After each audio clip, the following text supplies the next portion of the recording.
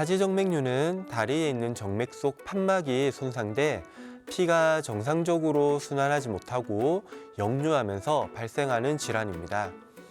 하지정맥류는 진행 속도가 느린 데다가 혈관 돌출이라는 하지정맥류 증상이 나타나지 않으면 오랜 시간 방치하거나 쉽게 알아차리지 못하는 특징이 있는데요. 하지정맥류 대부분은 눈으로 확인할 수 없는 잠복성 하지정맥류 형태로 진행되기 때문에 각별한 주의가 필요합니다. 안녕하세요. 하지정맥류 치료의사 외과 전문의 강병완 원장입니다. 네, 보통 하지정맥류라고 하면 다리에 혈관이 도드라지는 것을 생각합니다. 하지만 하지정맥류 환자의 절반 이상은 겉으로 도드라지는 혈관이 보이지 않습니다. 하지정맥류는 피부 속에 있는 정맥이 고장난 것을 말합니다. 겉으로 도드라지는 혈관이 보이지 않는 일명 잠복성 하지정맥류는 하지정맥류 환자의 절반 이상 된다고 생각하시면 됩니다. 돌출된 혈관은 피부 속 정맥이 고장나면서 혈액순환이 되질 않아 몸에서 새로운 혈관을 만들어낸 것이 피부 밖으로 드러나는 것입니다. 이렇게 혈관이 돌출이 되었다는 것은 이미 하지정맥류가 발생한 지 꽤나 오랜 시간 흘렀다는 것을 의미합니다. 병이 오래되었다고 해서 무조건 심각하다고 할 수는 없지만 심각해질 가능성은 높기 때문에 도드라진 혈관이 보이면 병원에서 진료를 받으시는 것이 좋겠습니다.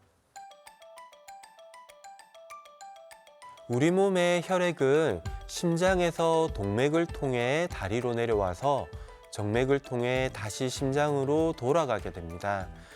피부 속에 보이지 않는 곳에 정맥이 있는데 이 정맥이 고장이 나게 되면 다리에 혈액이 정체가 되는 것이죠.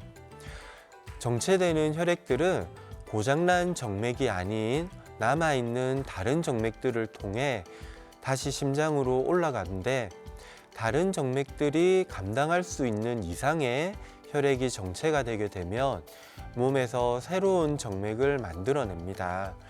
이런 정맥은 대부분 비정상적으로 생기게 되고 그것이 피부 밖으로 드러나게 되면 우리가 도드라진 혈관을 볼 수 있는 것이죠. 네, 대부분의 하지정맥류는 진행이 느립니다. 정맥이 고장이 나자마자 불편한 증상이 생기거나 보이는 혈관이 나타나는 경우는 거의 없습니다. 하지정맥류가 되는 정맥은 다리의 정맥의 5에서 10% 정도의 일을 합니다. 더 크고 중요한 정맥이 따로 있기 때문에 초기에는 하지정맥류가 생겨 혈액이 역류하더라도 전체적으로 혈액의 흐름에는 큰 영향을 주지는 않습니다. 하지정맥류로 인한 증상은 병이 어느 정도 지난 후에 나타나는 경우가 대부분입니다. 물론 급격한 생활 습관의 변화라든지 외부적인 충격에 의한 경우에는 하지정맥류의 진행이 빠를 수도 있습니다. 네, 하지정맥류 환자마다 불편하다고 호소하는 증상은 제각각입니다. 일반적으로 하지정맥류의 초기에는 자다가 기지개를 켤 때 쥐가 나고 다리가 무겁게 느껴지기 시작합니다.